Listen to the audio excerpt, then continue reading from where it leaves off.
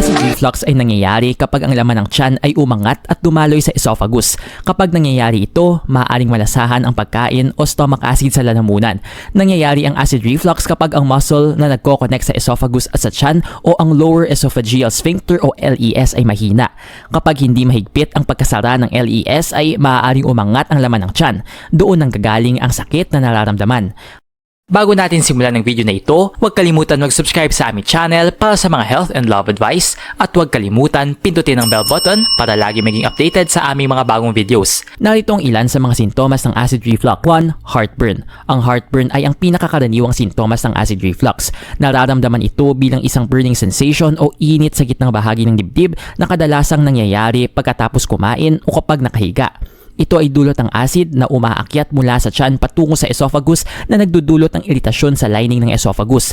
Mahalaga ito dahil ang pagkakaroon ng heartburn ay isang malinaw na indikasyon na may problema sa lower esophageal sphincter o LES, ang muscle na nagsisilbing hadlang upang hindi umakyat ang acid mula sa tiyan.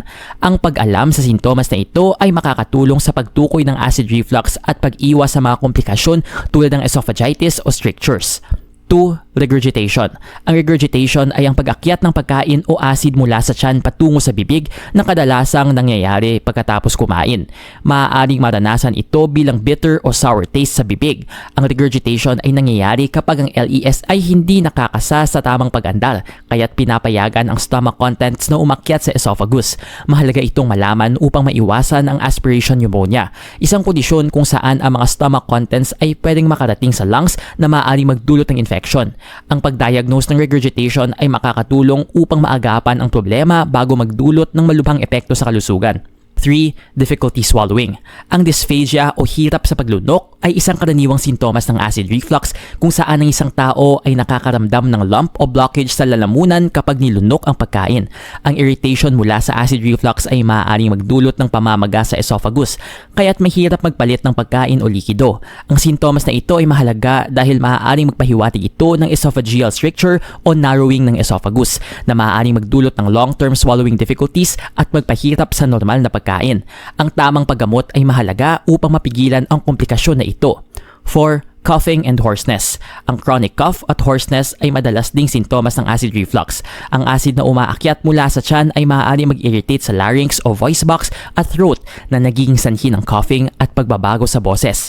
Ang acid reflux sa lalamunan o laryngopharyngeal reflux o LPR ay maaaring magdulot ng pamumuo ng plema at pag-ubo o kakulangan sa boses. Mahalaga itong malaman dahil ang chronic coughing at hoarseness ay maaaring magpahiwatig ng laryngeal injury na dulot ng prolonged exposure sa stomach acid.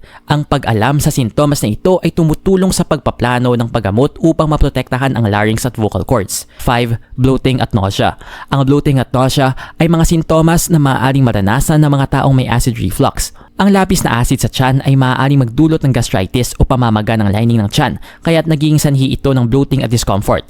Ang acid reflux ay maaari ring magdulot ng nausea o pagkahilo lalo na kapag tumataas ang pressure ng tiyan at digestive tract. Ang sintomas na ito ay mahalaga dahil kung hindi maagapan, maaari itong magdulot ng chronic indigestion at mas malalang digestive issues. Ang pagpapansin sa bloating at nausea ay makakatulong sa tamang diagnosis at pag-aalaga ng digestive health.